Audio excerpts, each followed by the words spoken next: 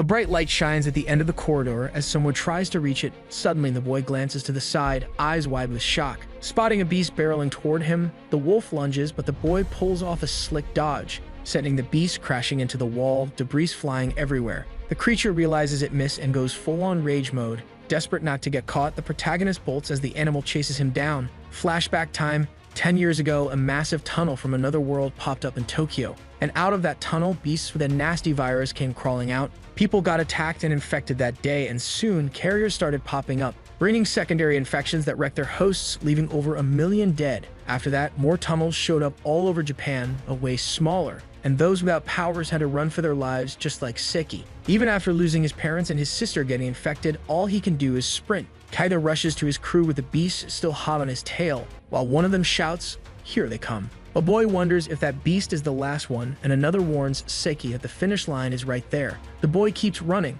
his face a mix of panic and determination. With a gleaming axe, Gotoretsuki gets ready to take down the beast. Turns out, some folks got special powers after getting refined vaccines from carriers. Without a second thought, the blonde dude charges at the beast with his axe, his power acting like a shield against the carriers. The proto makes a break for it, while the man lands a hit right between the head and torso of the animal, sending strawberry juice everywhere. Feeling victorious, the young man boasts he got the monster good, then grabs the creature's head to snag the crystal. Excited, he shows the stone to the rest of the crew while checking it out. Suddenly, someone calls for Captain Goda. A woman appears, praising him for the job, then says all the aircraft carriers in the area are toast, and that the tunnels have officially vanished. Grinning, the captain says it's time to wrap up the day, adding that having a lure makes everything easier, while Seki Kaido just sits there. Embarrassed, the boy can only stare at the floor. We switch scenes, where the protagonist is chilling in a chair, eyeing the cash the association sent for the job. The same woman who congratulated them is sitting next to him. He asks if it's over, and she says all results were negative. While the rest of the crew chats away, Seki grumbles about not liking these inspections after the mission. Mizuno then snaps at him, saying he shouldn't say that if he doesn't get the current situation.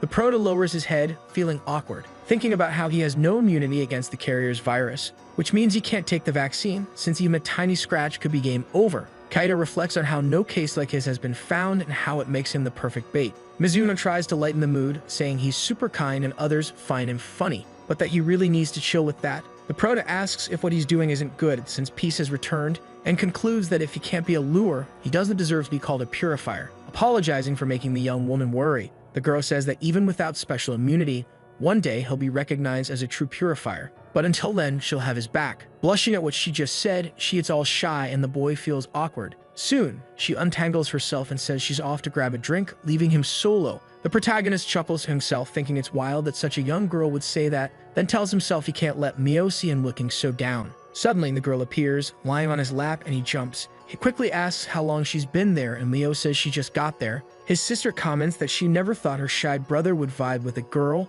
The hero replies that she's just a colleague. The girl then points out that Mizuno has quite the chest, leaving Kaido blushing hard. The proto asks if she can walk, and she questions if he finished the job as a purifier. Seki then says he made sure to handle the chargers, making his sister smile, but suddenly, she starts coughing weirdly, causing the boy to rush over to help her. Mio says she's fine and that having a brother who's a hero of justice makes her super proud. Our boy is totally taken aback by her words, and asks her to hang tight just a bit longer, until he finds a cure. The young woman nods but tells her brother not to overdo it. After a while, the protagonist waves goodbye to Mio in the hallways, then gets a buzz from the watch on his wrist, saying another tunnel just popped up. We see that the tunnel opened right in front of the hospital, leaving everyone inside the building totally shook. The team captain says 2 bearers in one day is way too much, but since they're all here, he'll call it a lucky break. The group of purifiers waits for the bearers, wondering if they'll come from the same tunnel as before. Suddenly, 2 massive beasts burst out from the spot. Goda grins, hyped by the challenge, and gets ready. One of the animals creeps closer, looking fierce, but the dude swings his axe, sending strawberry juice flying everywhere. Someone yells that this is what they expect from Goda. The captain notices something's off with the axe, realizing it's totally worn out. And while one of the guys asks what's up, the creature lunges at him. He screams in panic, asking if the leader didn't take that thing out. Red juice starts gushing as the young man calls out Goda's name. One of the boys begs for help, but Goda says the kid's already toast. Goda, eyes locked on the beasts, wonders what the heck is going on and why his hit didn't land. Suddenly, another team member tells the captain to look ahead, because something wild is happening near the creatures. Out of nowhere, the boy who got attacked wakes up. Everyone around is frozen in shock and fear. The boy's body floats and turns its head towards them, showing he's not human anymore as he lunges at Goda. The blonde dude jumps back and yells for the humanoid to back off, then chucks the axe at him. The beast goes flying. Everyone screams, asking what's going down, but Goda can't explain. Thinking, he says that when someone gets hit by a bear, they either get eaten alive or turn to dust. The human beast charges back, and with it, the dogs and monsters start taking lives. Goda's eyes widen in horror, and he bolts out, shouting that no one warned him about this. They rush into the hospital, zooming past people. The protagonist sees everyone rushing and asks if it's over. Hearing the boy's voice, the captain's face changes and says his job was to be the bait. Seki steps back, freaked out, and asks what's going on. Suddenly, the glass door shatters and the beasts storm in. The infected animals and humans charge at him and 2 others. When the protagonist turns to see what's happening, he realizes that among the beasts there are humans attacking other humans. Goda shoves the protagonist to the ground, and when he looks back, he sees the team has bailed. In the chaos, his eyes fill with dread as he remembers Mio, who's chilling inside one of the hospital rooms. Nervous, he grits his teeth and yells for the infected humans to follow him. One of the beasts bolts after him. While the protagonist takes off, we see that all the creatures are now focused on him, who grabs a crutch and tosses it behind, hitting some of the infected humans. One of them trips over the crutch, and all those behind fall like dominoes. Kaido stops for a sec, and we see a woman watching him while licking her lips. Looking to the side, Kaido spots an infected person chasing a woman with a baby. Without thinking, the protagonist punches the monster, but the bearer gets back up and he tells the woman to run. Sticky glances back to see if the woman's safe. That's when an infected person bites his arm and several others charge at him. He tries to run, but gets pulled back while being attacked. Tossed to the ground, the protagonist remembers his past, when he was the bait and when Mio was just a little kid, realizing he has to find the cure before he kicks the bucket. Suddenly, the watch on his wrist vibrates, and a rift opens in the ceiling of the hospital. He checks the watch and sees the contamination index is 10,290, which totally blows his mind. Suddenly, a woman steps out of the portal, holding a massive and gorgeous scythe. The hero stands there stunned, not knowing what to do. The creature then delivers a single blow. Kaido closes his eyes, not knowing what's coming. Red juice splatters everywhere. After a few minutes, the prota opens one eye and realizes that all hosts have kicked the bucket. Seki turns his head back to make sure no one is left. Suddenly, a voice says it never cared about the human world, but this encounter is kinda cool. The girl smirks and says it'd be a waste to let him kick the bucket here. She floats above the scythe's handle, looking all ominous. Wounded, the prota can't even muster a word, while the woman eagerly asks him to be her new buddy. Behind the prota, an infected and a beast creep closer. The girl calls him over, waving her finger. Still unsure, he stays glued to the ground. And glancing back, the protagonist sees the infected getting wrecked by something popping up from the ground. The stranger then says something weak was trying to snag her snack, referring to the beasts and the infected she just sent to their doom, making another gesture with her hand. The unknown one controls the spears that dig deeper into the victims. The prota watches everything from his spot on the ground. And then, with one more gesture, the bearer wraps it up, leaving the infected looking like 2 colanders, surrounded by a pool of strawberry juice.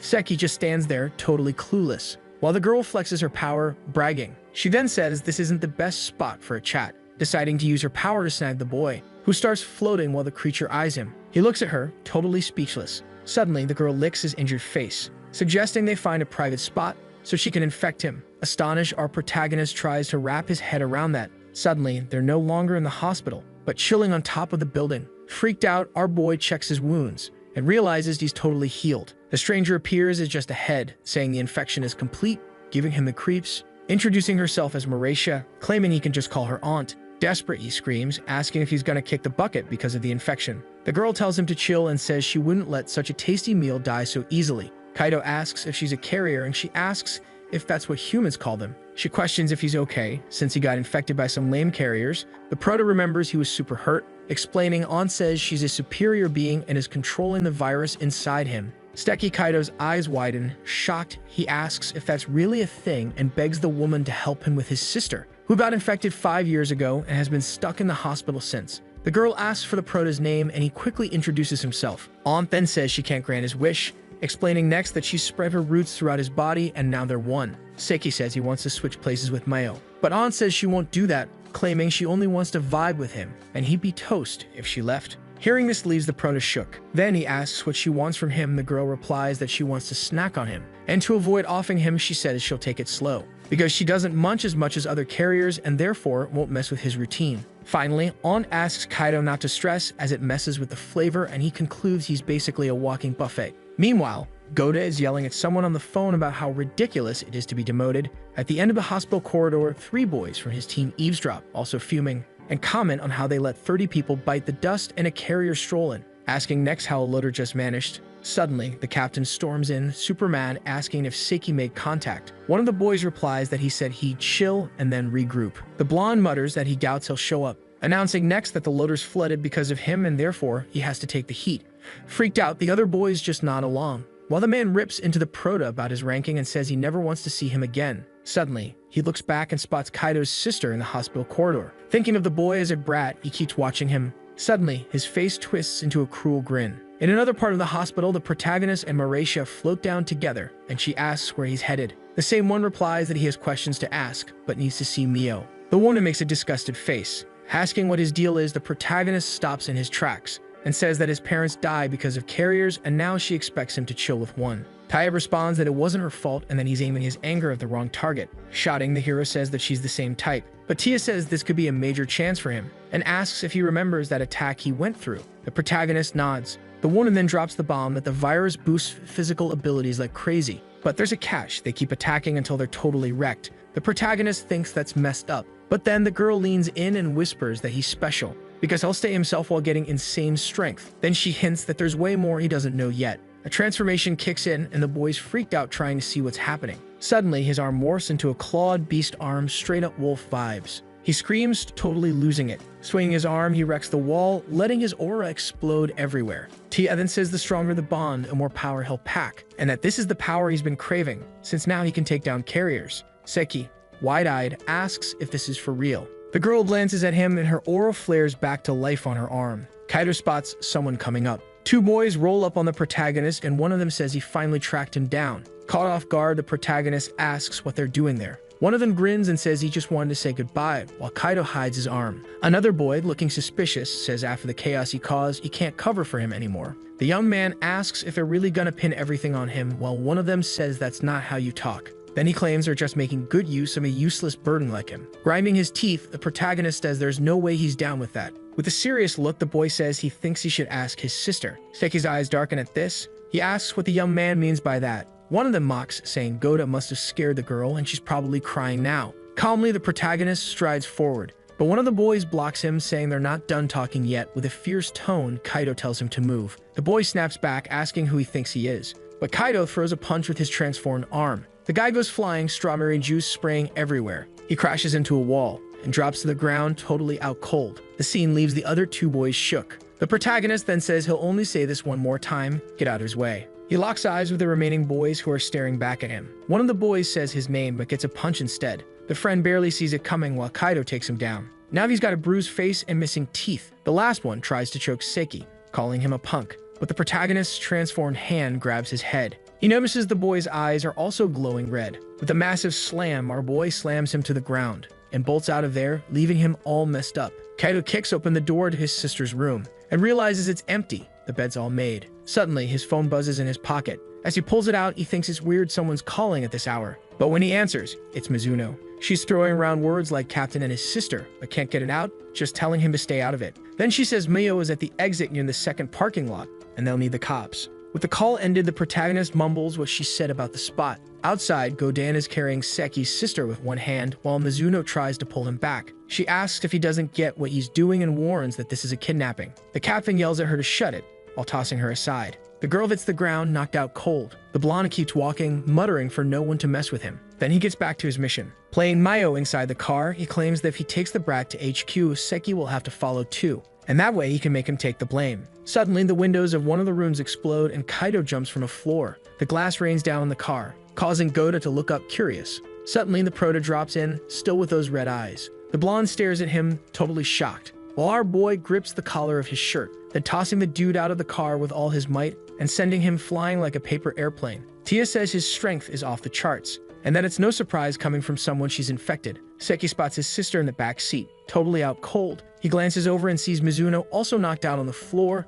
The blonde rolls back in and calls him a total loser, claiming he's just an awkward piece of junk. The boy notices some weird stuff on the man's face, and Tia says he's infected and about to become a snack. His arm was bitten and looked like a tomato. Kaido asks her if the dude got bitten. Gogan, with his face peeling like a bad sunburn, says he's gonna end him, and charges at the Prota, who dodges the attack not once, but a bunch of times. The Prota yells, asking if he's really serious about wanting to take him out. The former captain says that's exactly the plan and raises his axe to swing. But as he tries to hit him, the protagonist steps in and puts his hand under the axe, pushing the weapon away with all his strength, then asking if he did something so bad that Goda had to drag his sister into this. He grits his teeth while asking, and the blonde says he doesn't care about grudges. Steki's eyes go dark. The Lutter says that messing with the kid and taking him out is just stress relief, and that he wishes he could have seen Mio's face when he told her about his brother's job, which puts him on the edge every day, yet he doesn't complain and works hard, all for loving her so much, who's just a useless burden sucking up medicine. The protagonist grips the axe even tighter, while Goda starts talking about the weather, getting ready to kick him, hurling Kaido away with all his might. The young man gets tossed but stays on his feet. The blonde charges with all his strength, shouting for him to just die, and raises his axe. But when he gets close, he realizes his axe is now corroded and falling apart. Literally, the dude stares in disbelief. One of Seki's eyes is red, and he seems to not fully grasp the power he's feeling. Suddenly, the former captain, unarmed and out of options, looks at the boy, who clenches his fist and gets ready to attack, landing a punch in the dude's stomach with major force, causing him to spit out strawberry juice and scream in pain. With the impact, Goda gets sent flying back, but keeps mocking the Prota, only to be interrupted by another hit that sends him even further away, spinning through the air. Tia says that looks painful. After crashing hard against a car, the blonde seems to go out cold. Seki and walks towards the car where his sister is, while the man stays meters behind him. Suddenly, Goda wakes up screaming and furious, making the Prota glance to the side, realizing next that his opponent is transforming into something wild. In the blink of an eye, the dude becomes a massive, all-red, deformed beast.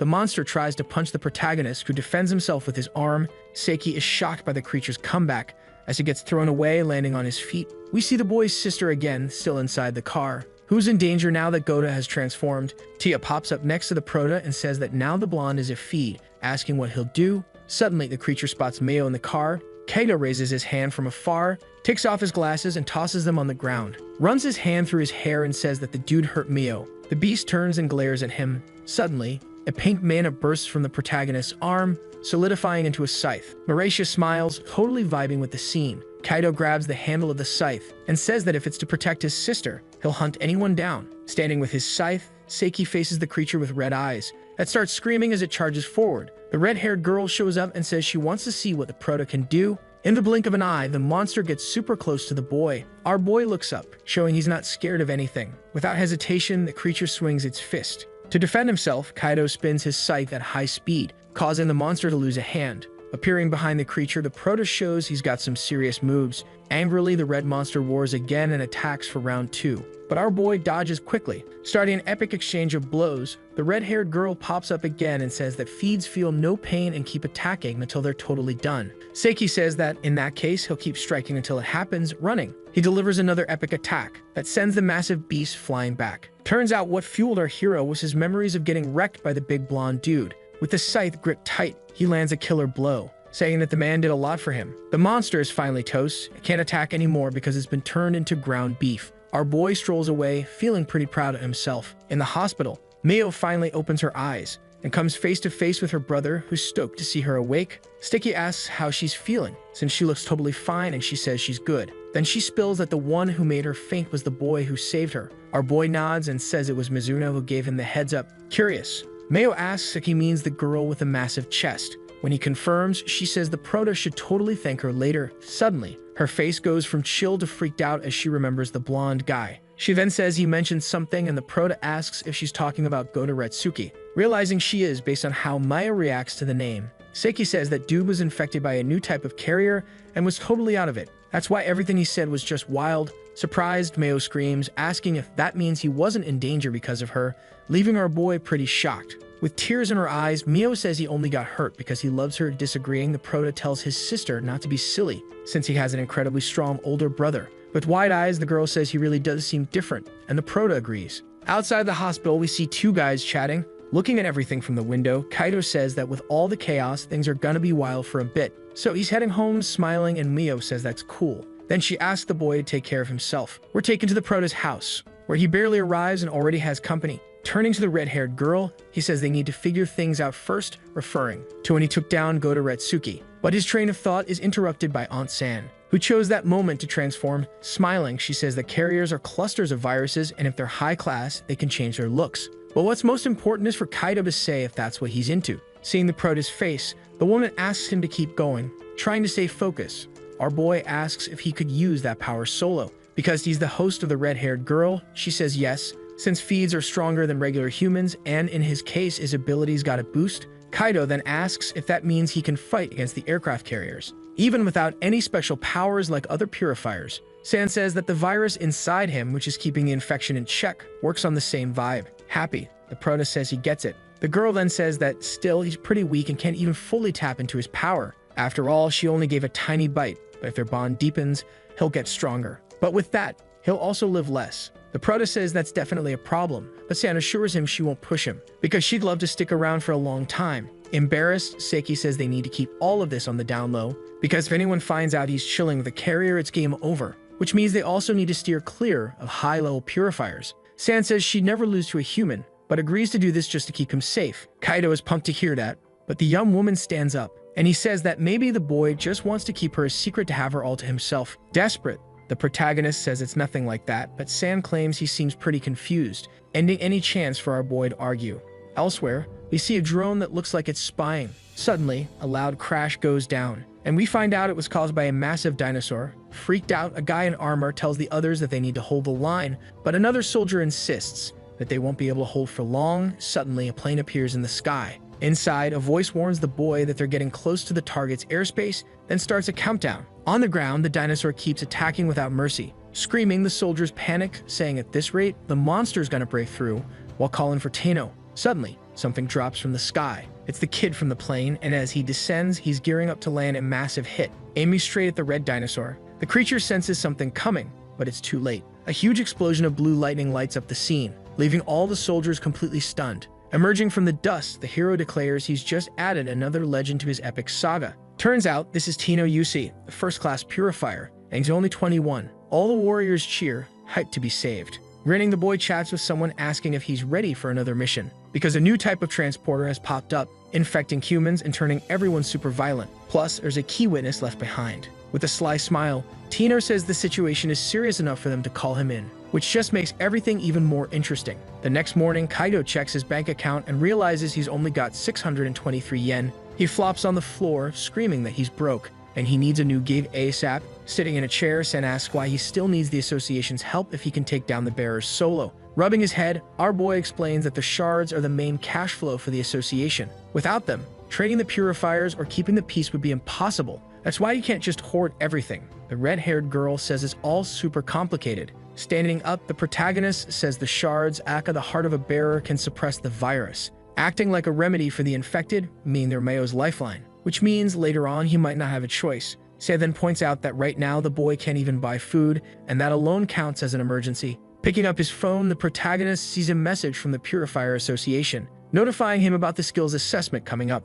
Our boy gets ready and heads out, thinking he wonders if Mizuno won't show up, and figures her injuries must still be healing. Suddenly, Sam pops up and asks what kind of event this is, explaining the protagonist says it's an annual skills assessment run by the district, simulating real combat. So the ranking is based on actual achievements and the results of the assessment. We find out that in the Purifier ranking system, there are 5 classes which decide the mission rewards. San asks what Kaido's ranking is. He says it's GTHC LAS. The girl then questions if he's such a weakling that he can't even make the 5th class, making the protagonist a bit annoyed. As Seiki walks by, other boys laugh at him for being in the 6th class and showing up for the assessment. One of the guys jokes that he heard the protagonist is good as bait, and they might be testing how fast he can run away. San asks if they shouldn't take out the boys, but Kaido says that would be way too extreme, and since he doesn't want to draw unnecessary attention, they'll hold back during the assessment. On the racetrack, someone gives the signal while another dude calls the next participants. The annoying guy from before strolls up and says he'll have to run with the 6th class,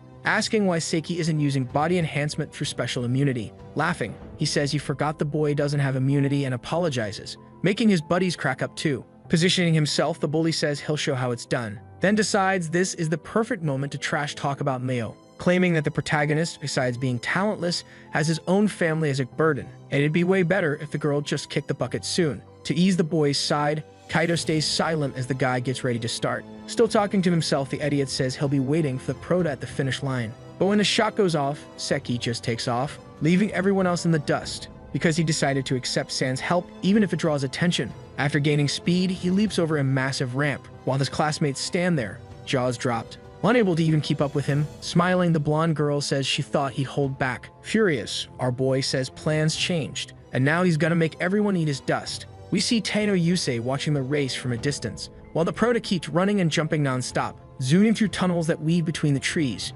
Shouting, one of the boys yells that the young man needs to chill in this part, since it's the trickiest section of the course, with supports spaced 3 meters apart. Focusing all this power in his legs, Kaido proves he won't need to slow down, leaving the competitors totally shook. Our boy makes it to the other side without even tripping once and crosses the finish line while the crowd goes wild for him. Another competitor runs up, shouting that the prota cheated and his weight vest is fake. Kaido, keeping it real, tosses his vest to the dude, who realizes it's actually super heavy, so heavy it makes him faceplant. Our boy moves on to the next stage, thinking that special immunity gives him a boost, but honestly, he doesn't care. With all his might, Seki swings the hammer to hit the target, sending the score indicator flying and the whole structure exploding into the air. Next up, we're in the target shooting zone, where competitors gotta hit the wooden figures lined up ahead. With one throw, our boy obliterates the figure that stood for the monster, leaving some people shocked and others fuming. Not even phased, he keeps throwing, but accidentally nails a crucial pillar of a giant structure, which starts to come crashing down. The boys nearby start screaming, while Kaido just stands there, totally unfazed. Sam praises the prota for his epic throws, while the other competitors call him a monster. Suddenly, something catches the red-haired girl's eye, and it grabs our boy's attention too. In the sky, a massive flash and blue lightning appear, and out of nowhere, a giant sword plummets for the prota, who barely catches it. Standing on his own sword, Tino asks how he reacted so fast. Shocked, our boy realizes he's face to face with a first-class purifier, and everyone watching goes wild for the hero's entrance. Tino calls out the prota's name, showing he knows him, and says the boy has definitely caught his interest. So since they're on a special stage, he wants to throw down right there. The hero jumps off his sword and lands on the ground. Taking his weapon from Seki's hands, he asks if the boy knows him. Dumbfounded, our boy thinks there's no way he wouldn't know him, since he's a huge fan of the purifier and even has some sick merch. Turns out, only 7 out of every 10,000 people are purifiers, and this dude's a first class among them, with skills so insane he could level a mountain with one hit. Tino also holds the record for the highest subjugation, basically a human nuke, and a total favorite of the gods. Kaido feels super awkward hearing all this from the purifier himself. The hero says the prota should feel honored, but our boy disagrees, claiming that fighting a first-class purifier is impossible. Not worried, the blue-haired boy pulls a tiny sword from his big sword, saying he doesn't plan to take a 6th-class opponent seriously. With wide eyes, the prota is left speechless, while San wonders what the heck Tino will do. Then saying this is boring, Seki thinks it's actually fair. But looking ahead, he feels a crazy pressure and starts to rethink his last statement. With a dark grin, the hero asks if the boy is just gonna stand there unarmed. Freaked out, the prota rushes to the weapons and grabs a sword, saying he's ready to go. Releasing lightning non-stop, Tino declares it's time to start, charging forward with everything right after. Seki manages to block the hit while the other competitors bolt in fear of being next. Taking action, our boy decides to run too. Irritated, the hero says he's not playing tag with him, then launching another attack at lightning speed. The protagonist's sword shatters in half, forcing him to be quick and grab another. His plan works and he swiftly pulls out another weapon, while keeping a determined look. Smiling, Tino says the guy has good eyes and decent reflexes, but he can't just keep running. That's not how you make it fun. Trying to withstand the endless blows, Kaido asks what the point of this battle is. Shouting, the hero says he already said he's curious. Confused, our boy wonders why they can't just chat, but the guy insists that words are useless, and that if they cross swords, he'll catch him. Not getting any of this, Seki asks what the heck is going on and finally manages to swing his sword, but the hero just stops it with 2 fingers, no sweat. He says Seki's attacks are way too light, so he should probably step it up a notch. The protagonist gets tossed back like he's a feather, but somehow stays on his feet. Thinking hard, he realizes Tina was on a whole different level compared to Goda's beast mode. Deciding to grab the big light panel he knocked down earlier, he hurls it at the blue-haired dude, and surprise, it looks like he hit him square in the chest. But wait, the young man holds the massive structure with just one hand, leaving San totally shook. Kaido's mind is blown. This is what first-class power looks like. He admits he was way off thinking he knew what that strength was about, because this level of power never even crossed his mind.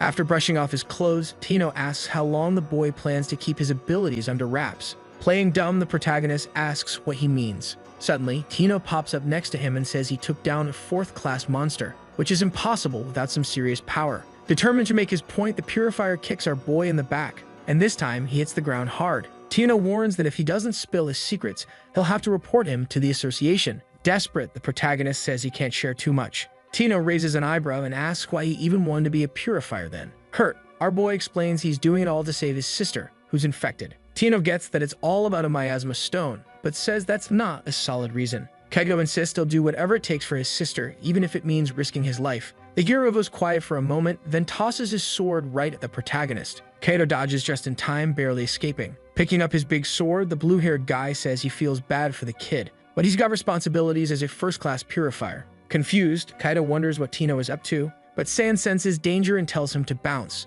Our boy jumps back just as a massive explosion of blue lightning zaps toward him, leaving him totally freaked out, thinking there's no way to escape this. But somehow he does, and when he lands, he mutters that Tino's strength is just ridiculous. Standing still, the hero says he knows Kaito's hiding something, and he'll risk it all to find out what it is, even if Seiki seems like the kind of dude who could go bad real quick. After another hit, rocks go flying everywhere, and Tino declares he needs to get rid of a dangerous guy like Kaito, no matter what. On the ground, our boy is about to take a fatal hit, while the hero says not to take it personally. Suddenly, a huge red explosion goes off, catching the hero totally off guard. His watch starts beeping like crazy, and after the shock wears off, he says he knew the protagonist would show his true self, seeing him wield a massive scythe with his arm glowing red. We flash back to the past, where Tino and an officer are watching Kaito's epic takedown of Goda. Intrigued, the hero asks who else saw that. The officer says just him, and that's when Tino insists they need to capture the boy. Worried, the officer nods and promises to keep it all under wraps, while the purifier stares into the protagonist's eyes through the screen.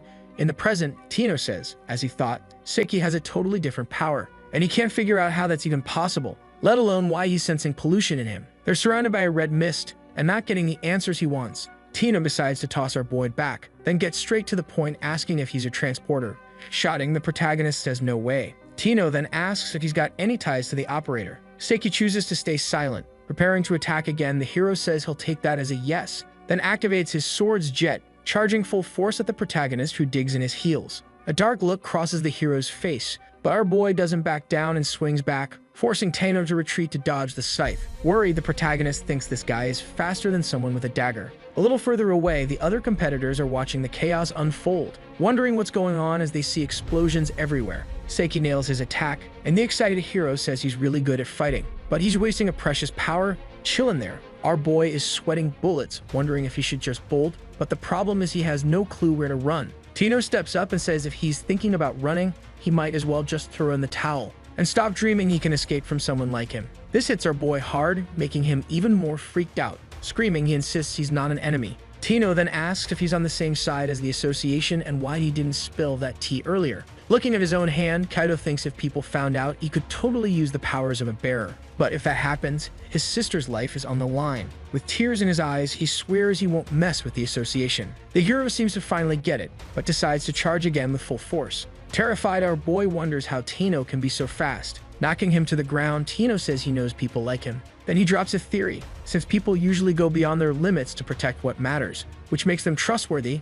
Confused, Kaito asks what that even means. Raising his sword, the hero says his next move will definitely take our boy down, and if he wants his sister to have a future, he's got to fight with everything he's got. The protagonist just stands there, while San says that's interesting, referring to the fact that Tino has no wings but can fly with his own weapon. Taking action, our boy grabs the creature's attention and gives the permission it's been craving. Even hyped, the red-haired girl asks if he really knows what that means. Kaito questions if it's true that doing that will shorten his life, and without waiting for an answer, he says it's better to die than to let Mio down. Smiling, San says he gets it, and that, in that case, the host wish is in order. After getting bitten, Seiki tries to tough it out against the pain, while Tino preps to land with full force. But suddenly, the pollution level starts to spike. Looking up, San says that was delightful. Even so, the hero keeps descending, ready to unleash his Holy Justice shining meteor attack. Kaito's body starts transforming, making the pollution index skyrocket. Surrounded by a blinding light, the hero approaches, and we see the protagonist's scythe has tripled in size. Both start screaming before they collide. Then boom, a massive explosion goes off. Tino and Kaito don't break eye contact for even a second. The protagonist struggles to keep his legs steady. Meanwhile, the hero closes his eyes and says this is a shame. Even so, our boy doesn't let go of his scythe until it shatters into pieces, and gets thrown back. Emerging from the smoke, Tino shows he's totally unscathed, unlike Seki, who looks like he's in serious pain. Holding what's left of the great scythe, determined to end this, the hero raises his massive sword. But the protagonist decides to seize the moment and attack, forcing the blue-haired boy to activate his shield to defend himself and avoid getting hit by our boy's strike, which is so strong it shatters the hero's shield into pieces. Not letting go of his sword, Tino says that's enough, leaving Kaido a bit confused. With his free hand, the hero delivers a massive punch to the young man, who screams in pain as all of Sand's power drains from his body. Holding the Prota in his arms, Tino says Seki should be proud, for he's definitely a man of trust. Sometime later, we see Seki still out cold. Suddenly, he wakes up and catches the hero's attention, who's chilling on a bench right in front of him. Smiling, Tino says the young man doesn't need to panic, for if he wanted to ditch him, he would have done it ages ago. Even scared, our boy thinks the young man is right. The hero then says the Prota shouldn't even think about running, since they're in a helicopter heading to Tokyo, more specifically to the headquarters of the Special Purifiers Association. In a panic, our boy asks if Tino is trying to off him, or if he's going to hand him over to the headquarters. Shouting, the hero says he never mentioned anything about handing him over, revealing then that actually Seki was summoned by the association. Tino takes the chance to ask if the young man knows he messed up during the test. Disagreeing, our boy says he only did that because of him. Switching gears, the hero says he wants to know about the hospital incident and that he can spill anything, that he doesn't want to spill the tea at HQ. Kaido's all worried but says he gets it. Tino jumps in, saying the girl caught on camera was the host, and that the powers the young dude has come from being her host. Our boy admits he's kinda clueless about all this stuff. Sam pops up and says she wouldn't want the hero to know about her. Confused, the blue-haired dude asks where the Prota's looking and if he can show the host. Grinning, the red-haired girl says nah, because she thinks they wouldn't vibe too well. Staring at the hero, Seki says she's got a point, claiming that since the young man's super handsome, Sand's a bit shy. The host asks if his translator gig is broken, and Tino, hand on chin, says not much can be done then. Our boy's stressing about heading to HQ, but the hero says chill, no need to freak out. He's got a plan locked and loaded. A bit later, the duo rolls up to the association's building. Stepping out of the elevator, Yusei tells the Prota to keep the transporter's existence on the down low, especially her weird obsession with him. They stroll into a room, and the hero knocks before entering. After getting the green light, he opens the door and introduces himself, saying a new transporter's popped up in the city from Kalago, and he's here to drop the investigation report. Everyone at the table starts eyeballing Seki, who quickly realizes he's face-to-face with the president of the Purifiers Association, Kozuki. Thinking, he says the dude looks way tougher in person than on TV. With a face like he just ate a lemon, the man thanks the hero for his work and says everyone should pay attention to the report. Tino then says he confronted the new host on site and that the 6th class purifier, Seki, had his back. Super nervous, the Prota introduces himself, practically shouting, saying it's a pleasure to meet everyone. Kozuki asks what he means by 6th class, while other guys ask if the young man's the one who took the special exam. Not caring, Kaido kicks off the explanation, saying one of the new carrier's traits is that the people they attack go wild and spread a secondary infection, claiming he showed this to everyone firsthand, using what he learned from Tia. About the convergence situation, the Prota says the explosion happened because the medical oxygen tank blew up. In fact, he reported to both the new host and the person infected by the berserk. Shocked, the suited men say if this is true, it's a massive threat. Another guy chimes in, saying it's worse than that since the infected can now spread it to others. With arms crossed, Kozuki says he needs to see the results, but first wants to know if Tino is saying that Seki attracted other hosts and took them all down at once, because if that's the case, the credit goes to the young man. Claiming he knows there's something the duo isn't spilling, Kaido tries to calm the nerves and stick to the plan, saying that actually the transporter got him good. Frightened, two men ask if he's infected or immune. Our boy says he didn't think he was immune. Tino then says everyone should check out the skill measurement test they did that day to see the data for themselves. With jaws dropped, one of the men says this is a record, while the president of the association stays quiet. Analyzing the graphs, the hero says if he had to guess, he'd say this is the effect of coming into contact with a new strain of virus D, which isn't too different from the special immunity ability, at least not for him. Grinning, one of the members says if this is true, it'll open new doors for humanity, making everyone present hyped. Thinking, Kaido says everything went down exactly as Tano said it would. We flash back to when they were in the helicopter, and the hero said if he wanted to pull a fast one, he'd need to mix a bit of truth with the lie. After all, it'd be a waste to take him out. After a few more explanations, the Prota asks why the Purifier wants to help him if it'd be easier just to snitch to the association. Standing up, the hero tells the young man not to take it the wrong way, then asserts that he's not an ally of the association, but of justice, which means he decides for himself what to do. Hearing this makes our boy think of Mio. Sitting down again, Tino says he's doing this because it's the right thing to do, so he'll do whatever it takes to help the young man as long as he doesn't cross any lines. Even though he's super shocked, Kagito just lowers his head to thank him, but the hero says it's way too early for that. Not realizing the young dude in front of him is just hiding his tears, we snap back to the present where the hero says he thinks Seki's skills have leveled up. And honestly, it's pretty impressive, because depending on how you look at it, his bond with the bearer makes him a big deal. So it's time to assess the situation when suddenly Nagato, a top-tier purifier, jumps in, saying everyone's ignoring a way bigger problem, leaving the Prota even more freaked out. With her powers on, she asks if they're really just gonna trust that story, then points out that everyone seems to have forgotten how many people suffer because of it, and being friends with an operator is just a nightmare to think about. So she thinks Seki should be taken out like right now. Tino argues that doing that won't fix anything and that the young man is also a victim, sparking a huge debate. Suddenly, Kuzuki says that's enough. After all, first-class purifiers shouldn't be fighting each other.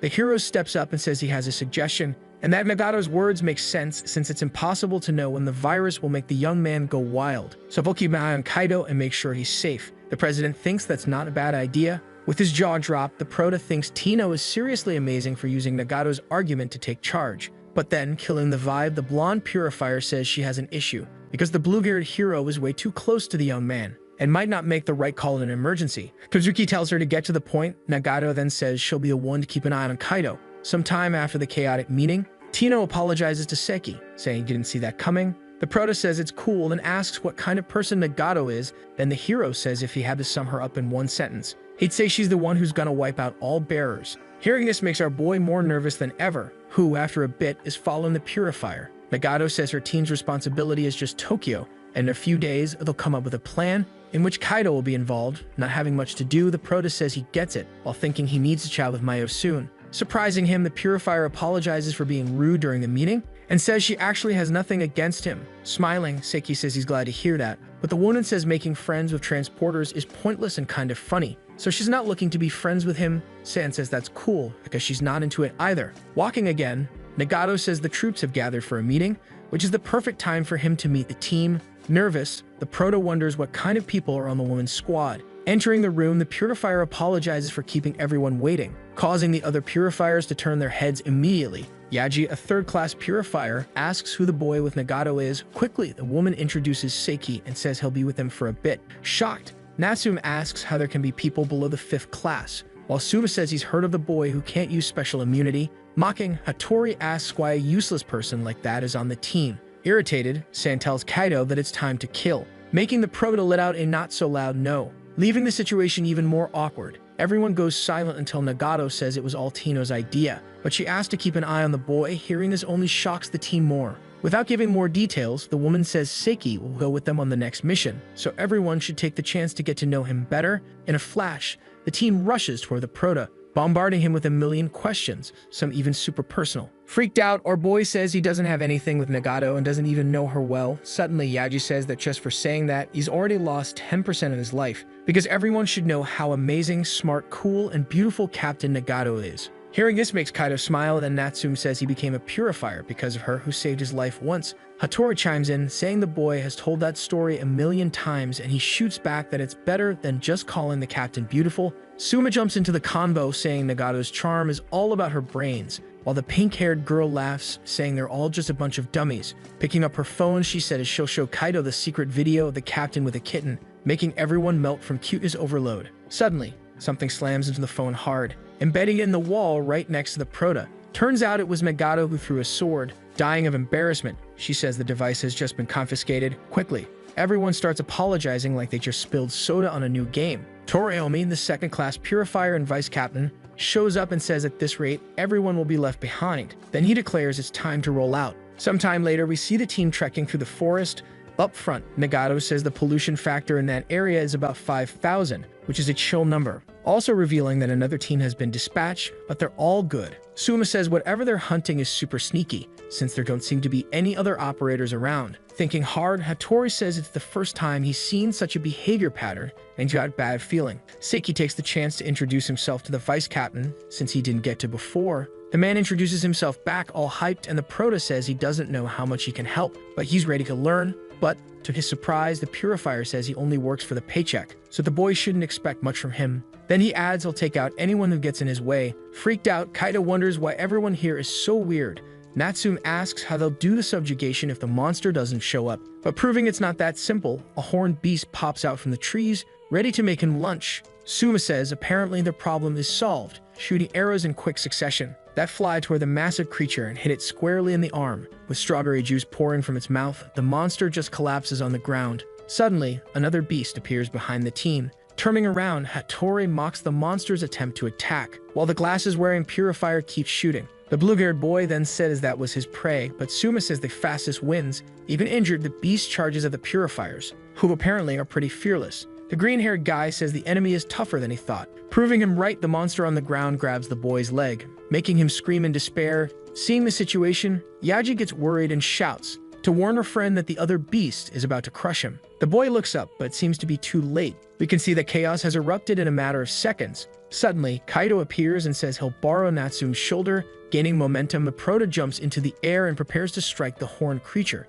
using only his two fists. A burst of red light happens with the impact, and everyone wonders how that could be possible. Our boy quickly realizes that now Hattori is the one in trouble, since two creatures are eyeing him. With their sharp teeth, the Hell Monkey roars, causing Sand to smile. The Prota quickly takes care of his part of the job, and grabbing one of the feet of one of the monsters, decides to throw it against the others, who fly away when hit squarely. Hattori and Suma are wide-eyed. Then they decide to take advantage of the situation and attack as well, thus ending all the threats. Smiling, Kaido says they are indeed amazing as expected. Irritated and confused, Natsume wonders why the guy is so strong, just like Suma, who wonders how that's possible if Seiki has no special immunity. Also thinking, Yaji questions if the young man could be stronger than Captain Nagato, while Hattori says he thought he was just a small rat. A little further away, Hattori only tells the captain that Kaido moves well, then asserting that the monster doesn't seem to be a new model of carrier, which means there are more of them hiding around. Floating, the Prota tries to understand what is happening. Seeing other monsters surrounding the team, San appears and says it's because he is there. Even knowing they are old models of carrier, our boy thinks to himself that he has a bad feeling about this situation. We see that Seiki's hunch is right as a terrifying creature seems to be hiding underground. The team stays positioned, waiting for the attack. Without hesitation, the monsters decide it's time and charge. However, a blow lands on one of the horned monkeys, delivered by our dude who totally pushes the creature away. Natsume asks if this guy is really just a 6th grader. Hattori says it's obvious the kid's on the same level as Nagato, maybe even stronger. Even though he thought the same thing a few minutes ago, Yaji tells him to chill instead of talking nonsense. Suddenly, something catches the girl's eye and looking up, she realizes there are 5 beasts about to drop on her and her teammate, but lucky for both, someone stops the creatures, which get ripped to shreds. After saving almost everyone, Nagato says they're in enemy territory and need to stay sharp. Shocked, the Prota thinks about how he didn't even see the woman attacking. Stoked, the blonde purifier says that for sure the captain is the strongest. A few minutes later, Hattori says they've already taken out 20 enemies, but the pink-haired girl disagrees, saying the numbers don't add up, since the contamination count is around 5,000, but the enemies only had 100 pollution. Kaido decides to ask what Aunt thinks. She says the purifier is right, and that there's something strong lurking. Watching in the shadows, worried, the Prota wonders if it's just one, remembering when he found out the highest recorded contamination level was 1800. The red-haired girl then says that hidden might not be the right word, referring to the ground beneath Yaji's feet cracking. Activating his power, our dude manages to save the purifier at the last second. While trying to figure out what kind of monster just popped out of the ground, smiling, Sand says he warned them, and that from the start, Kaido knew. Suddenly, the creature, which looks like a carnivorous plant, grabs Suma, who starts to get swallowed, until the monster completely closes its mouth. Stoked, the young redhead says that was epic, and that maybe the creature is one of those that melts his prey for better flavor. Screaming, Seiki tells her to stop laughing. The other team members charge at the enemy, furious for losing one of their own. With his brass knuckles, Natsume starts throwing punches, while Hattori attacks with a sword. The problem is, it seems none of the guys are having much luck, as a red gas starts leaking from the monster, that opens its mouth again to continue its meal. Even the oldest purifier in the group is in shock. Seeing Nagato go into battle, he says this is a new type of enemy and asks her to come back. However, the purifier doesn't listen, and with her sword delivers a blow that slices through several parts of the huge, monstrous plant. With his mouth agape, Kaido asks how the damage wasn't nullified. Sand says that actually it was, but the glow around Nagato's weapon is so dense that the nullification process can't keep up. The vice captain and the captain watch the dust settle, until the man decides to attack the monster's main body, which is underground. With his axe, he delivers an insane blow, causing a huge roar that echoes through the forest. From the ground, what seems to be a purple mist starts to rise, revealing next a hole from which red eyes appear. Seiki says that for sure the purifier was right, while the creature makes some weird noises. Suddenly, a plant tentacle lunges at the prota, who runs away to save himself and Yaji, who is still in his arms. Determined, the monster decides to try again, forcing our dude to ditch the purifier and head into confrontation.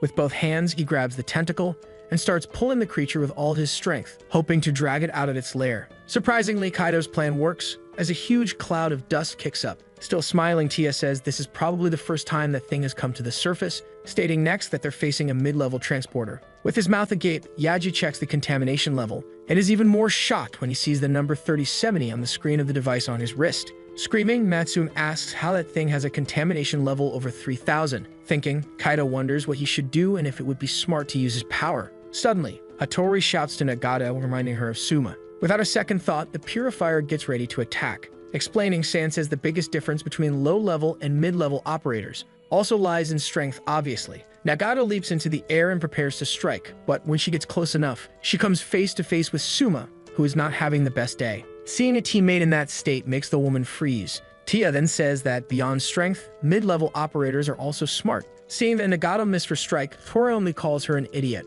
but still jumps into the fight to save the captain, who barely dodges a hit. Talk about close calls. The one who takes the worst hit is the vice captain.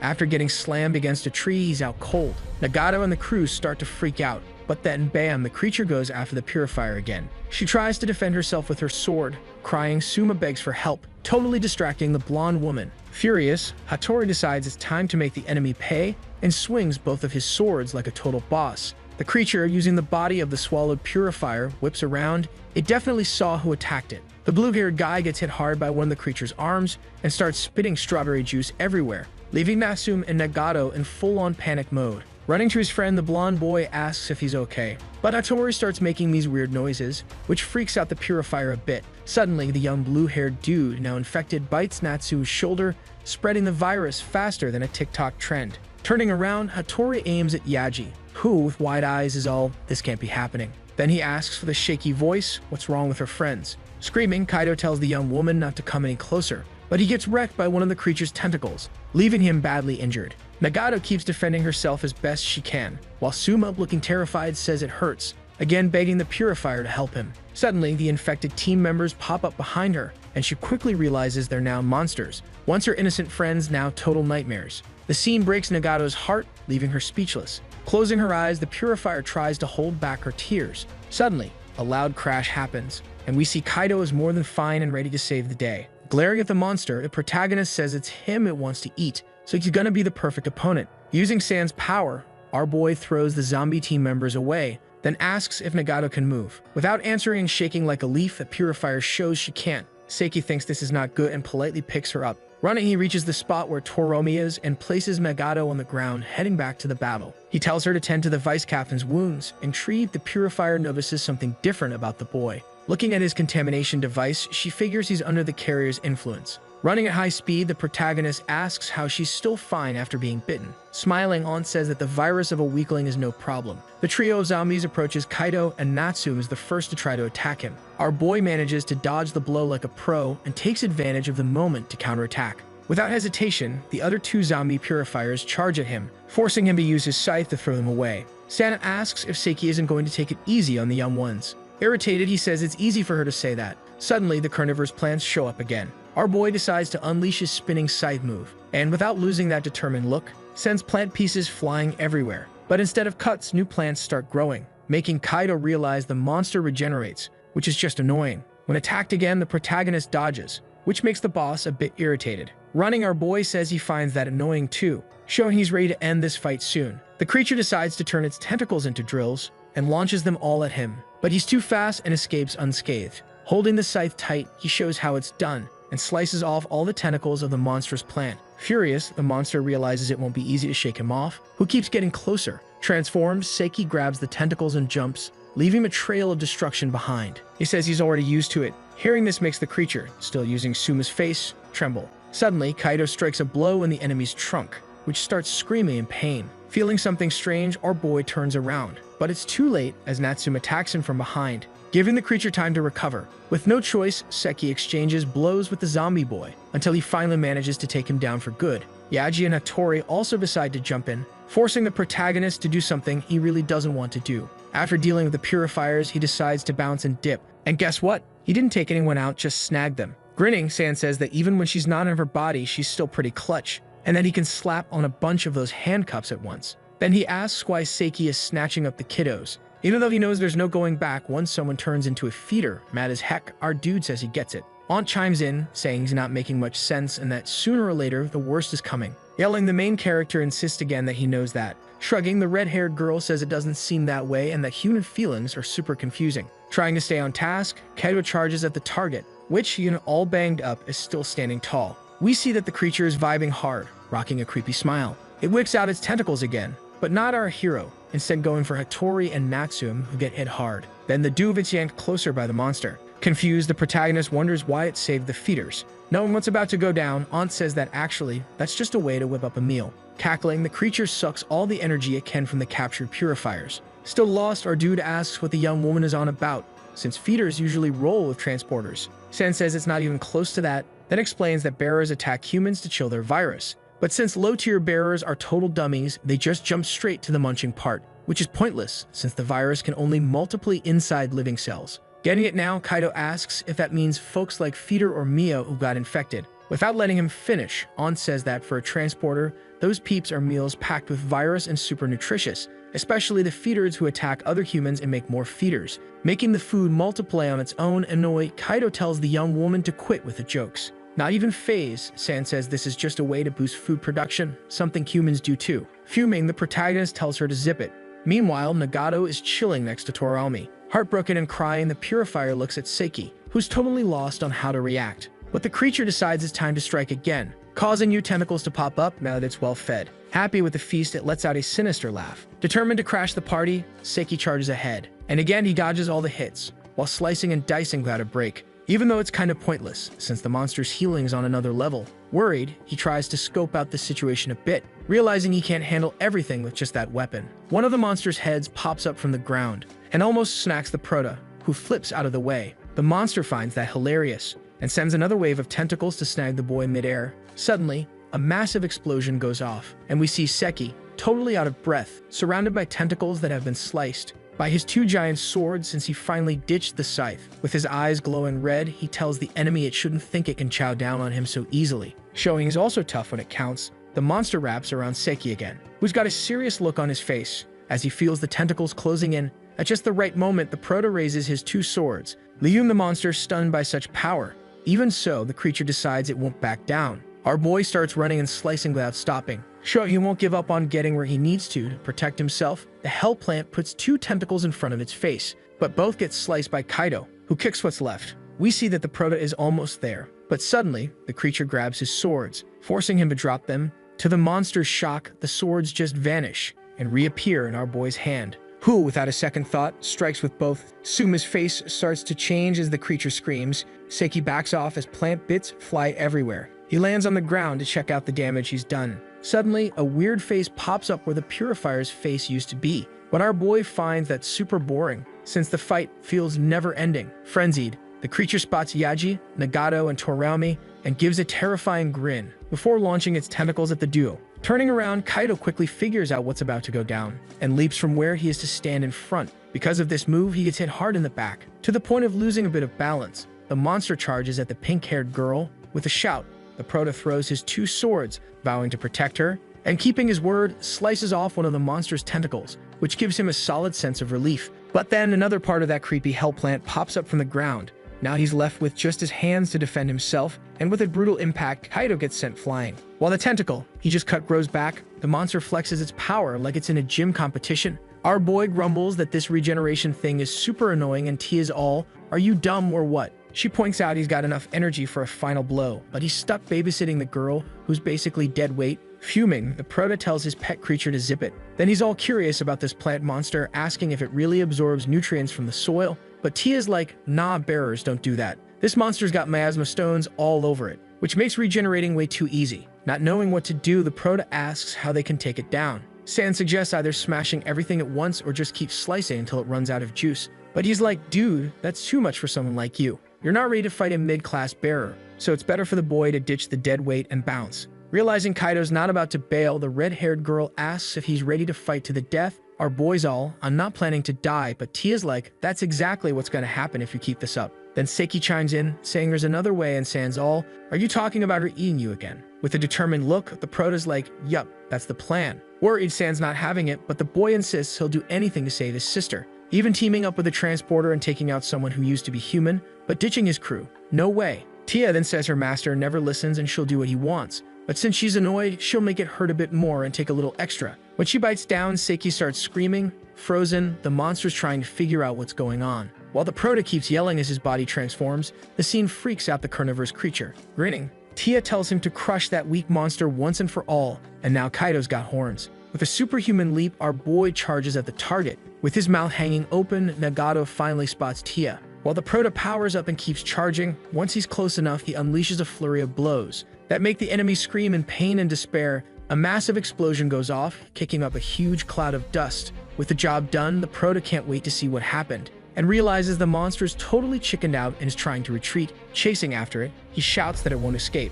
attacking fast underground. One of his strikes hits the monster's weak spot, causing it to lose its head. Tia smiles, relieved that it's finally over. The monster tries to regenerate, but its ability seems to have hit its limit. Grinning, the red-haired girl says it's useless. A middle class has no shot against a superior class. Sticky walks over to where the monster's trapped and reaches out to grab what he needs, which are the miasma stones, all connected at one point. Excited, Tia asks if the prota can feel the stones now. Using its dirty trick again, the creature starts using Suma's face to beg for help, while pleading for forgiveness. The scene makes the prota hesitate, but Tia is quick to remind him that the monster is just mimicking the human it absorbed and that the purifier is long gone. Hearing this makes Seki grit his teeth, but he finds the courage he needs and plunges his hand into the monster's body, which starts screaming again. When our boy grabs what kept his enemy alive, it just disappears like magic. Holding the stone, the prota shakes, feeling a mix of anger and sadness. Tia pops up and asks if he realizes he's becoming more like a carrier. Thinking, Seki studies the light blue miasma stone in his hand, but suddenly, his vision goes all wonky, and he starts losing his balance, until he drops to his knees with Nagato right in front of him, remembering everything he saw the boy do, even though now he seems normal again. Toriyama yells for the purifier, snapping him out of his thoughts. The vice captain says Yaji's about to break free and needs help tying up the girl. Turning around, the captain jumps in, saying she's got his back. Suddenly, Kaido's body starts acting all weird, transforming into a monstrous version of himself. He charges at Nagato, who's just standing there, totally confused. Then boom! A massive explosion in shades of red goes off, all thanks to our boy who just landed a sick hit. Seeing the purifier slip away, Tia's like, I thought I had this. Noticing the boy's voice sounds off, the blonde asks if he's still Seki. But the young red-haired girl chimes in, saying her host was tired so she took over for a bit. With a shaky voice, Nagato asks if that means he's a carrier. Grinning wickedly, Tia says, yep, got a problem with that. Hearing this, the purifier is fuming, but the red-haired creature doesn't care, saying she can't ignore the woman who, unlike Tino, has eyes full of hate for the bearers. Perched on a branch, the purifier asks what Tia's planning, since she's a parasite in Kaido. Offended, San says she prefers to call it coexistence, since it helps the boy and gives him power. Receiving a bit of food in return, the heroine's like, this is impossible. But the bearer's all, I don't care what you think. And gearing up to attack, she says letting her live would be a problem. So even if she's not at full power, she's ready to take her out. Showing off her strength, Tia causes an explosion around her. Trying to shield himself, Nagato's like, this is a joke, and asks the vice captain to handle Yaji. Suddenly, the pollution level checker on the purifier's wrist starts beeping, hitting a crazy 5844. Squinting, Nagato says he can't ignore that. Descending from the branch, he declares it's his duty as a purifier. So he's kind of relieved the bearer showed herself, since it'll make purifying her way easier. An intense exchange of blows kicks off, with Tia blocking everything even without being at full power. Kaido wakes up, realizing he's just a spectator in his own body. Curious, he wonders who Nagato's fighting. Quickly figuring out it's against him, Tia pops up and asks if he's awake. Once she sees he is, she strolls over and says she's borrowing his body. The prota asks why. The young woman explains she thought about taking out the purifier, since she came to him with plans to kill him. And since the boy wouldn't do what's needed, she decided to handle it, so he should just chill. Unable to move, Seki screams for the bearer to stop, but all he gets is a smile in return. Outside, Nagato keeps throwing punches. Tia then says, for someone who was crying a minute ago, you're fighting pretty well. Charging forward, the purifier says she doesn't need compliments from a transporter. With just one hand, the red-haired girl stops the woman's sword, then asks if she really thinks that was a compliment. After blocking the attack, the bearer decides to counterattack, but Nagato's too quick and dodges. While trying to kick her, Tia also manages to dodge. at the same time snatching the sword from the purifier. But Nagado grabs her weapon back in midair and takes the chance to land some hits glowing yellow in the process. Smirking, Tia says the woman's not very good and returns to attack with all her might. The purifier dodges and strikes the bearer from behind, causing a huge explosion. But wide-eyed, she realizes that once again the creature defended herself. Finding it hilarious, Tia says she made things a bit tougher, leaving the captain and vice captain stunned by her power. Showing off her skills, the red-haired girl lifts Nagado into the air and says she's about to hit it harder now. With not much to do, the purifier crosses her arms in front of her body, before getting hit by a super powerful attack, sending her flying and crashing down on her knees, leaving Toromi worried. We see a necklace drop from the purifier's neck, and it opens when it hits the ground, revealing a photo of her as a kid on her dad's back.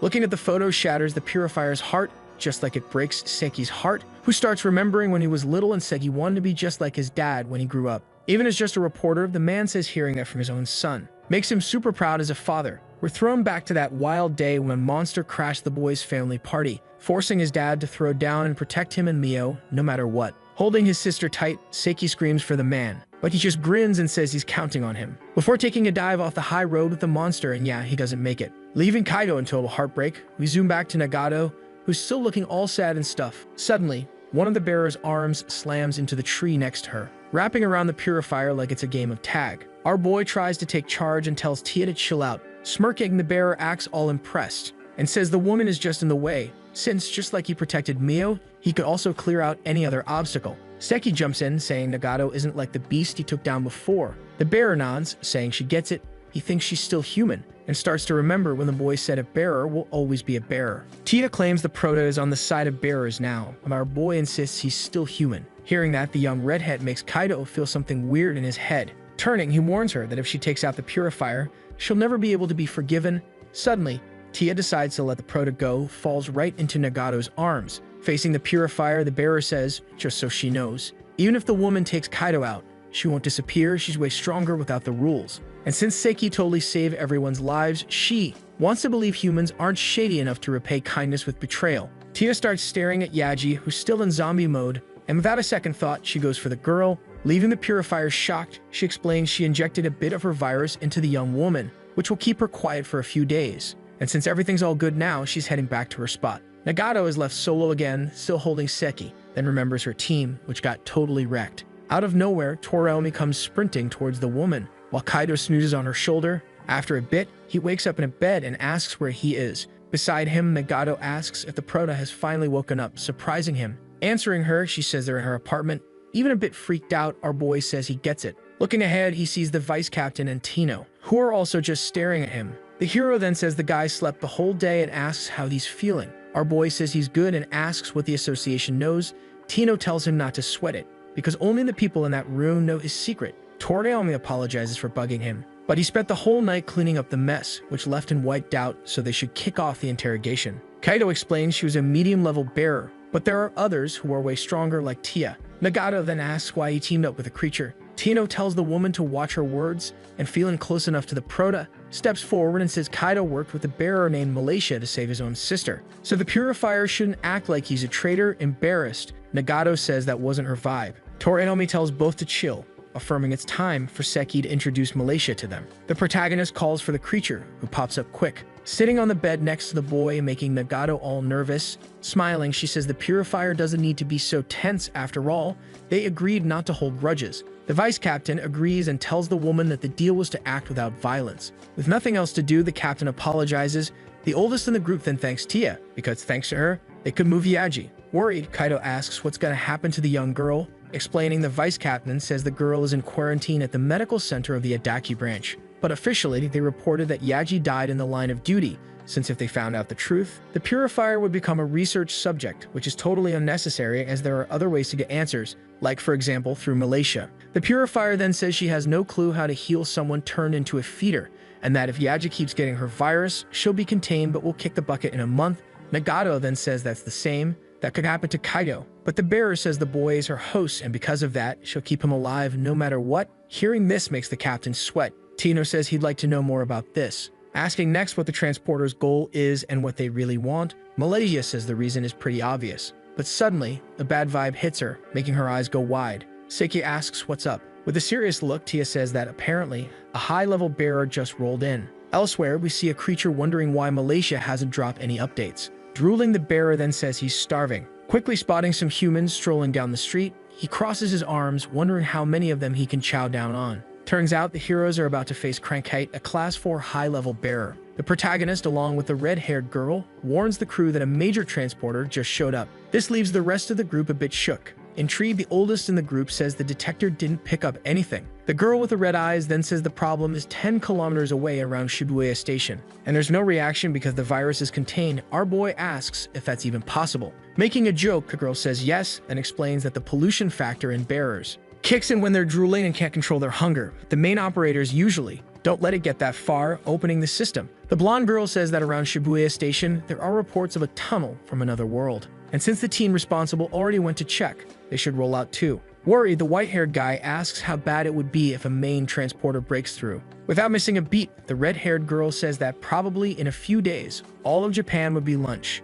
Then she adds that this is not something that can be stopped. Standing up, the man says he should at least get a bonus and a special allowance for going to the scene. The protagonist gets up too, but suddenly feels a massive pain in his head. The blonde girl then says that Seiki isn't in top shape, so he should chill and wait. Even though the guy protests, the young woman says it's an order. With no choice, our boy just says he gets it. Before leaving, the older man says he's too valuable and shouldn't jump into the action unless he's 100%. Meanwhile, in another part of the city, we see the problem from another world crashing in. The creature with purple and green hair looks confused while people around wonder how it just fell from the sky. Making its first victim, the guy in a cape touches a girl's shoulder. She feels something weird but doesn't quite get what just happened. Her boyfriend gets annoyed, but she says it's all good. A reporter rolls up to the monster, asking if it has a sec. Claiming she finds its look unique without saying a word, the villain puts a finger to the young woman's mouth. She's just as confused, while her assistant says they should try chatting with someone else. The monster keeps strolling and touches the face of a dude in a suit who is passing by. Nervous, the guy asks what's up with the young man doing that. Not getting any response, he decides to just keep moving and call a taxi. Walking into the street, even with the green light, the monster stops and, looking up, asks where someone might be. Nervous, a guy hops out of the car after nearly hitting it and tells it to hurry up. A girl steps in and says she'll handle it. Embarrassed, the guy jumps back in the car, asking the young woman to really do what she said. A group approaches Mizuno and says she shouldn't forget it's her first day. Smiling, the girl thanks them, and one of the guys then asks if the monster is at least listening. The creature glances over without turning its head much and then goes back to ignoring them. Annoyed, the guy says standing still in the street is super annoying. Putting a hand to its face, the monster thinks that apparently there are also humans like that. Loudly stating that they really stink, the two guys look confused. But the monster says that liking or hating something isn't really its vibe. Then it causes a massive explosion of purple light that cranks the pollution factor to 35,982. Suddenly, the monster approaches and places both hands under the faces of the two guys, causing their faces to start deforming until they just explode, spraying strawberry juice everywhere. Mizuno watches everything with her mouth hanging open. The monster then says its tongue is tingling, which honestly is already a treat. Another dude rolls up and grabs his shoulder, but before he can even ask a question, he bites the dust too, which just makes the girl even more shook. The creature strolls over and casually drops that it just wiped out everyone before infecting, causing a total freakout among the crowd with a vibe darker than a black hole. The crank says he's not a fan of people touching him. After letting out a scream that could wake the neighbors, Mizuno pulls out her sword, but shaking like a leaf, her opponent tells her not to bail, since munching on leftovers isn't his style. Meanwhile, in the apartment where the main character is chilling, the young redhead says it's about time some chaos went down, and our dude asks what she's on about. She explains that once the coordinates are set, they can't create too far away. And since Japan is basically just a tiny island, for the tunnels not to pop up abroad, they gotta expand the island's buffet area. Hearing this makes our boy fume, and the girl says she wishes he'd chill a bit. Back to the explanation, she says if they're aiming for expansion, low-tier operators from 10 years ago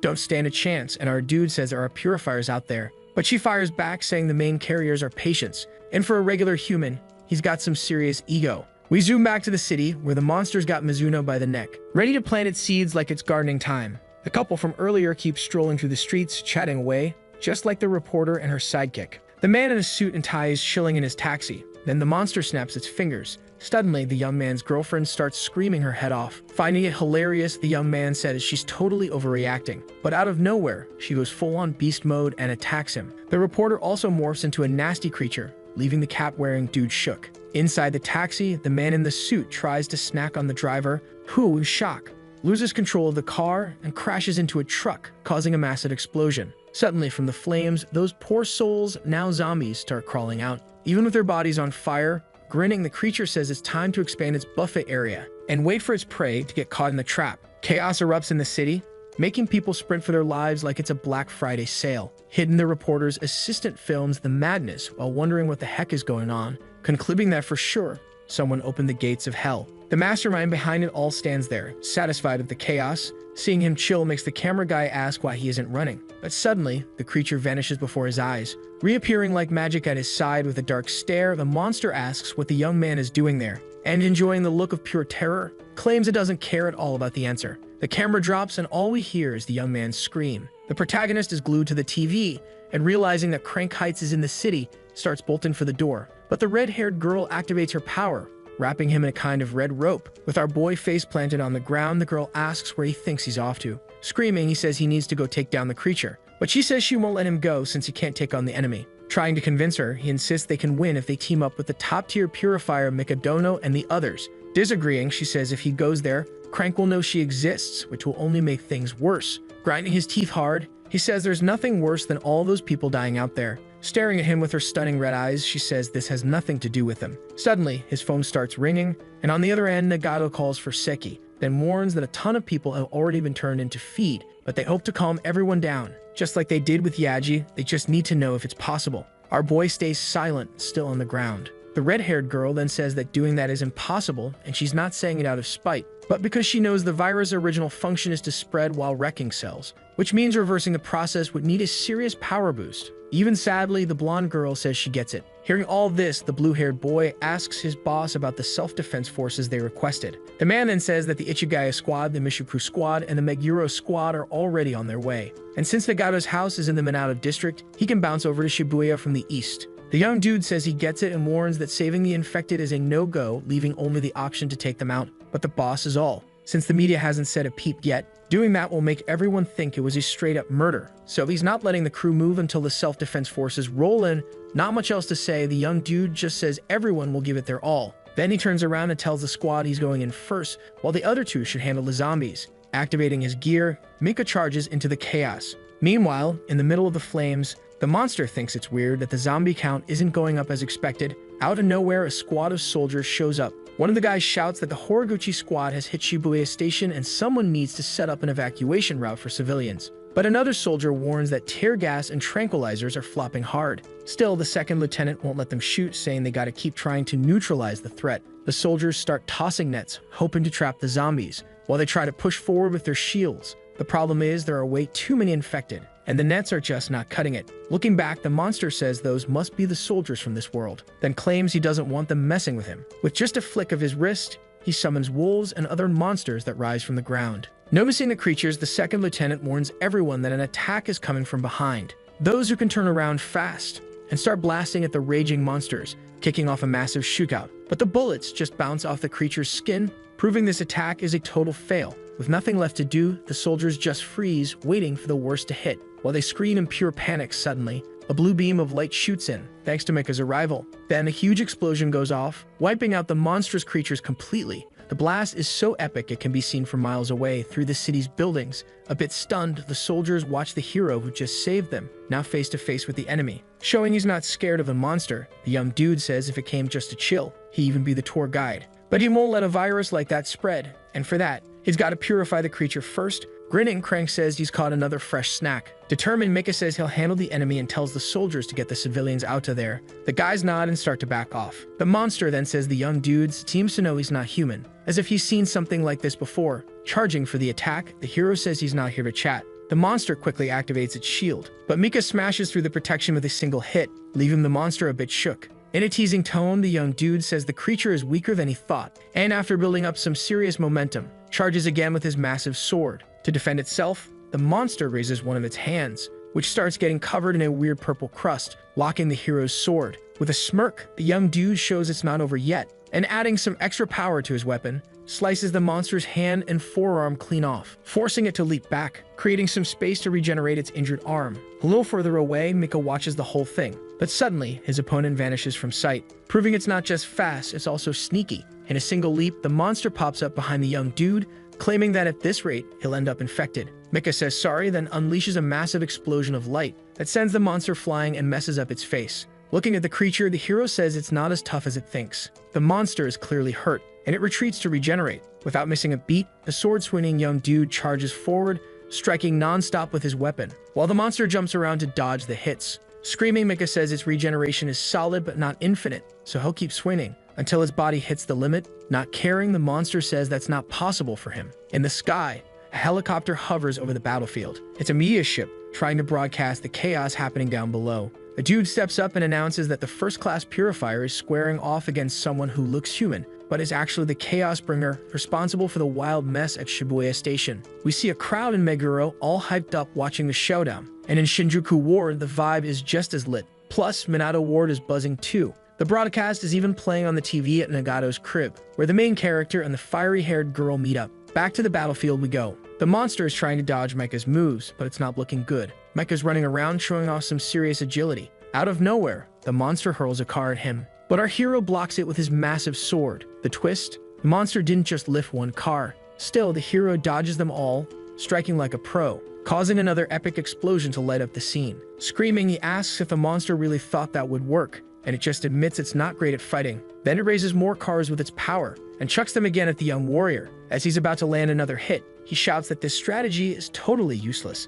Leaping into the air towards the cars, he looks like he's about to split into 1,000 pieces. Suddenly, Crank brags about his biggest flexes, his infinite appetite, and his endless stash of viruses, revealing he's about to throw an entire building. Mecha's eyes go wide, totally shook by what he's seeing. Still soaring through the air, the monster claims it's super strong. Then it lets the building fly with all its might. With a worried grin, the hero says this won't be any fun, before getting swallowed by a massive explosion. All that's left is the wreckage of what used to be a building. Crank strolls through the rubble, proud of his chaos. Then something catches his eye. He glances to the side and spots a blue lightning bolt bursting from the concrete. In the helicopter, the reporter is losing it over the scene, shouting that the first-class purifier Mika is still alive. People in the cities are cheering like crazy. The young man doesn't waste a second and charges at the evil creature. Surprise, it says the kid is tougher than it looks. Yelling, Mika declares Crank hasn't seen anything yet. Then he swings with all his might, his massive sword glowing. A burst of light explodes. While defending, the monster claims it can say the same about itself. Once again, it brings its green, slimy hand toward the young man's face, who jumps back to dodge the attack. The purple light shines for miles, radiating over the rooftops like a neon sign. After flipping around, the young man is ready for round 2, charging forward to attack Crank head-on. Staring him down, the creature asks if he doesn't think it's time to give up. Yelling, Mika insists he's just getting started, and that he's not alone, shouting out to the soldiers and his crew. A bit annoyed, Crank calls him stubborn. The hero props his sword under his chin to handle the pressure of the attack, while the monster says it'll just crush him. Mika starts to scream from the force he's pushing against. Smiling, the creature says that's a goodbye. Still on the floor, Seiki shouts for her friend. Suddenly, a yellow light blazes on the battlefield, followed by a massive explosion that takes off Crank's arm. Shocked, he looks back, while the hero tries to recover. Amidst the smoke, a silhouette appears. It's Megado, saying that was pretty dangerous. Grinning, Mika says he's saving the best for last. Suddenly, his watch starts beeping. It's the soldiers calling to say they evacuated everyone within a 1-kilometer radius of Shibuya Station, and the young man smiles in thanks. Crank is left confused, staring at his own arm on the ground, and turning around, he asks if Nagato is stronger than his last opponent. The heroine says definitely, but she wants to point out that Mika is fighting in the city and has been holding back. Shocked, the monster realizes it hasn't seen the full power of the young man. Narrowing his eyes, the hero warns him. Frightened, the creature activates his power again to summon its demonic minions. But with one swift move, Nagato takes out the wolves, just as she takes out Crank's legs, who crashes to the ground with a thud. Mika thanks the young woman for the help, and she says it was nothing. Yelling, the hero tells Crank he won't leave even a crumb of him to tell the tale. Unable to get up, he realizes he's in serious trouble. The hero then bolts toward his opponent, radiating a strong, bright light. That will be the last thing the villain sees. A massive blue and green explosion lights up the sky. From way up high, the cameraman in the chopper is trying to catch every detail. Out of nowhere, the reporter screams, noticing that only Mika is left down below, standing on a patch of ground. The hero looks straight at the camera and gives a shout-out to the viewers. With a grin, the journalist announces that the first-class purifier Mika is throwing up a V for victory, making everyone watching go wild. Still on the ground, Seiki says she's super happy for her friends, but when she sees the red-haired girl's face, she asks if Crank was a close friend, and Mika says nah. In fact, that dude was the one she hated the most and wanted to take out. Confused, the protagonist wonders why she doesn't seem pumped. The young woman then says it's because she knows this isn't over yet. We switch to another part of the city, where, on top of a building, Mizuno is down on her knees. Suddenly, Something makes her jerk back like she just saw a spider. The young woman admits she let her guard down, and that if he hadn't prepped a clone, everything would have been toast, revealing that, surprise, Crank is still alive and in a new body. Looking down at the city below, the villain says he's super hungry, claiming next that he thought about saving some for later, but he can't resist much longer. Purple lights start glowing where Crank is. Still at the battle site, Mika says it's time to meet Hada. A soldier pops up, shouting that the young man turned out pretty cool, but looking at the wreckage around, he can only think that honestly, the Purifier is epic. Grinning, he says the city is wrecked, but it could be way worse without him. Suddenly, the dude drops his weapon and starts screaming. Freaked out, Mecha tells Megado to activate her special immunity. The young girl jumps into action and both activate their powers to face the zombie soldier. Out of nowhere, the creature just explodes. Confused, the hero wonders how the monster could eat and die at the same time. But spotting the purple lights, he realizes that's an airborne infection. Worried, Mika quickly hits up her boss to issue a citywide alert code. In the helicopter, the reporter senses something's off. But suddenly, the purple mist floods the aircraft, causing everyone to start transforming, until the chopper crashes and goes boom. In another part of the city, a young girl gets the internal evacuation alarm on her phone. But sadly, it's already too late. In Manado, we see a mom and her son sprinting, trying to escape the purple mist. They manage to duck into a building. Outside, a man tells them to wait, which freaks out the little boy. But after a few minutes, two hands appear on the glass door, belonging to the man, who's now a raging zombie. Still on the terrace, Crank thanks for the meal, while soaking up all the energy from the chaos he caused that enters through his mouth and skin. Fully restoring his new body, distracted, he doesn't notice Mika and Nagato sneaking up. When they spot the creature, that finally realizes it's not alone. The duo sees it's Mizuno, the girl from Seki's 6th class Purifier squad. Staring at the heroes, Crank says they're definitely persistent. Surprised, Mika says that's impossible, listening to everything through the young blonde's watch. The Proto, still lying on the ground, asks what the heck is going on. Mika stays quiet for a few seconds, then tells the boy not to stress about it, since they just need to finish the cleanup. Before attacking, Crank says that since he's full, he'll take out both, causing his mist to wrap around the two heroes and the pollution level to skyrocket. Desperate, Seki asks if that's Mizuno's voice, but no one answers. Not getting it, he asks the red-haired girl why they're fighting Mizuno. She says that probably the main host has taken over the girl's body. Hearing this makes our boy's eyes go wide. Screaming, he asks if there's nothing he can do. The red-haired girl looks away and says it'd be impossible for him to win. Even so, the Proto keeps begging her to let him go, grinding his teeth hard and turning to the side. The girl says she already told him she won't do that. With nowhere to turn, Seki starts to remember when Mizuno said that one day he'd be recognized as a purifier, but until then, she'd protect him. The fire starts to build inside the boy, who realizes it was thanks to her that someone finally saw him. Using all of his strength, he starts to break the rope until he's completely free. Surprised, the red-haired girl is totally vibing while our boy claims it's his turn to guard Mizuno. She reaches out her hand, activating her power, which zips through Seki's eyes faster than a TikTok trend. Then, out of nowhere, he just conks out, cradling the Proto in her arms. The young girl says sorry and promises she won't mess up. So the video ends here. If you don't want to miss the next part, activate the notification bell, and see you next time on Tob's channel.